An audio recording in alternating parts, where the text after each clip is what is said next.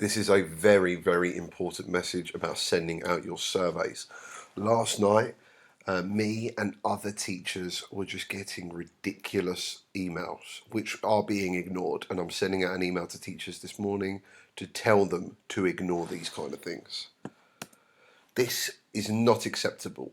There's no name, there's no message, like please fill out this survey for my English project. I really appreciate it. Be as honest as you can. Thank you so much. There's no description.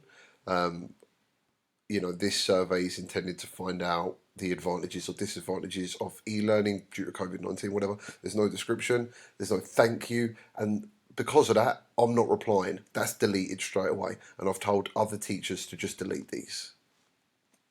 This is a bit better. There's still no name. I'm not going to search who ID 8285 is, right? This isn't prison. You have a name, use it.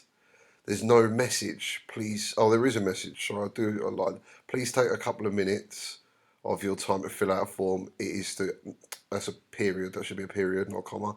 Capital letter, that should be a capital letter. If it's for English, use capital letters. There's no thank you, but there's still no name. There is also a description. Even that I'm ignoring. Even if it looks like that, I'm ignoring it. This one is acceptable, but other teachers might still choose to ignore it, right? It's got a name, it's got a message, a brief basic message, it's got a description, but it still comes in, it's still lazy, right? And because you've been lazy by just doing this, why should I take the time to fill it out? This is perfect, right? The student who did this is Judy, has taken the time to write me an email. It's got thank you, it's got a message, the description will be in the form, the description could be in the email as well, but it's definitely in the form. Like, I will do this. All teachers will answer emails like this, right? If you want teachers to answer you, take some time and stop being like rude and idiotic. Be polite, send them a proper email, use your name, say thank you, write a message, give them a description, tell them why you're doing this. It's a part of your project. You're gathering data to find out about advantages and disadvantages of e-learning, whatever. Tell them why you're doing it, give them a message, say thank you. It's not hard, right?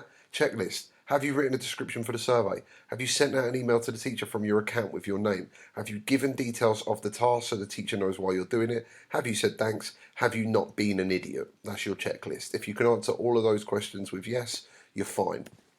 Think about it as well. There are 70 students doing this. Teachers are under no obligation to fill these out. It's not their job to do that, right? They're doing it as a favour to you. Be considerate. If you've got a billion questions, right, it takes a long time to do it. Even I'd ignore them. If I weren't your teacher, I'd ignore any surveys with lots of questions. Keep them short, keep them simple. Write really good questions, and you only need four quantitative and one long qualitative. That's more than enough, right? If you do five, it's not the end of five quantitative. It's not the end of the world, but don't give them too many.